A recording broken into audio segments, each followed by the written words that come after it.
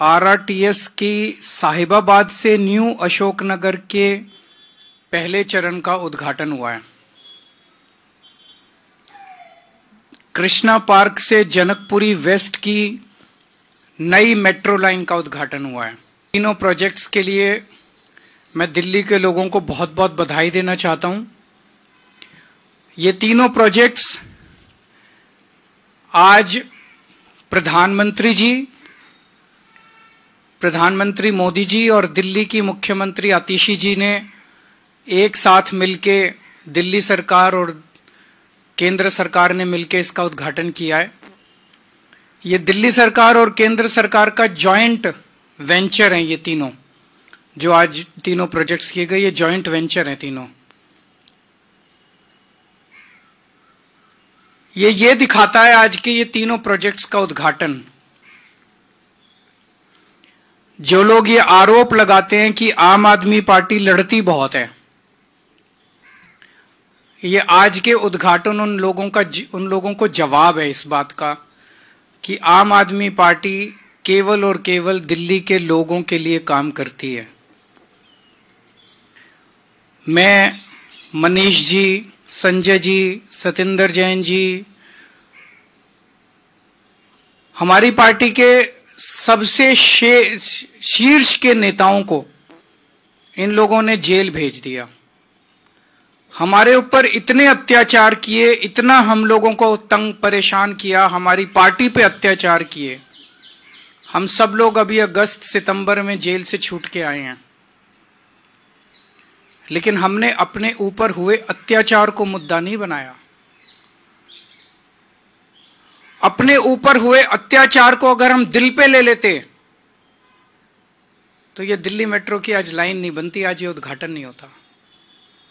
अपने ऊपर के लोगों के विकास को हमने बाकी सारी चीजों से ऊपर रखा है, अपने से ऊपर रखा है, पार्टी से ऊपर रखा है कि उनके काम नहीं रुकने चाहिए।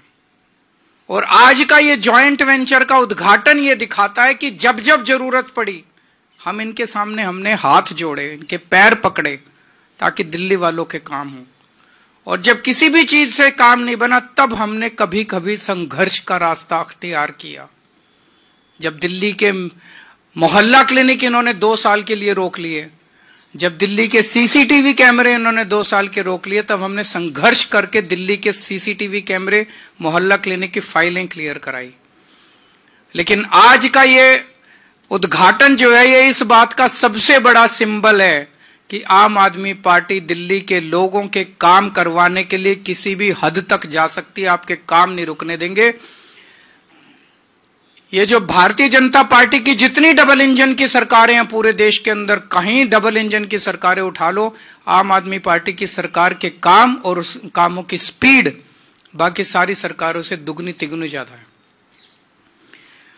आज प्रधानमंत्री जी 38 मिनट बोले और 38 मिनट में से लगभग 29 मिनट वो दिल्ली के लोगों को, दिल्ली की चुनी हुई सरकार को गालियां देके गए हैं। चुन चुन के गालियां दे रहे थे, मैं देख रहा था, बहुत बुरा लग रहा था मेरे को।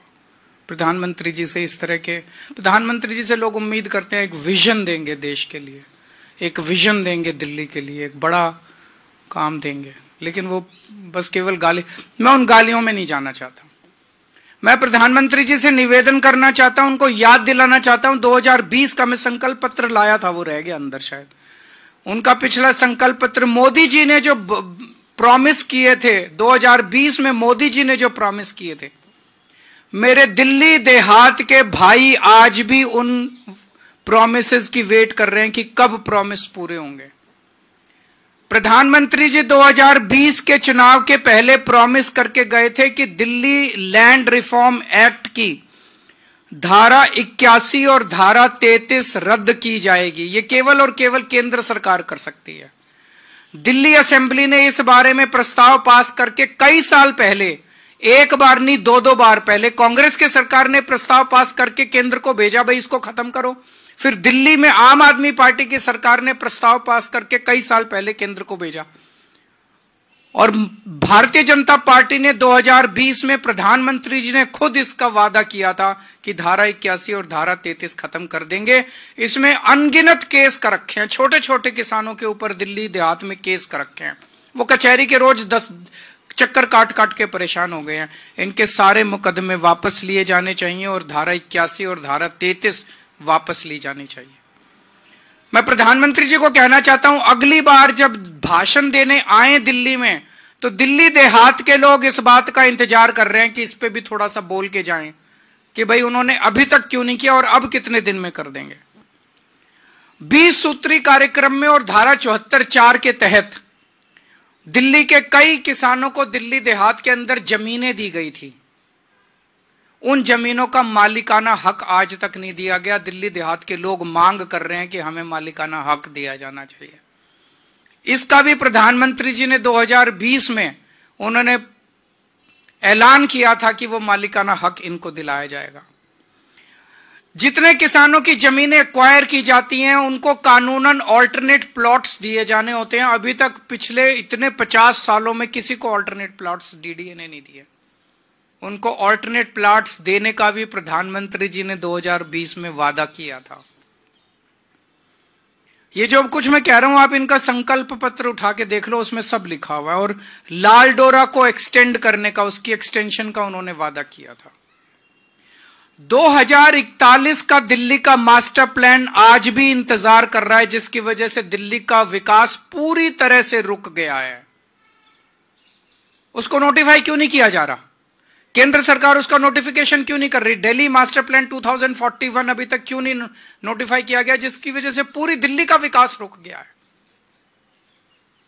तो मैं प्रधानमंत्री जी से कहना चाहता हूं कि हमको गाली दे लो।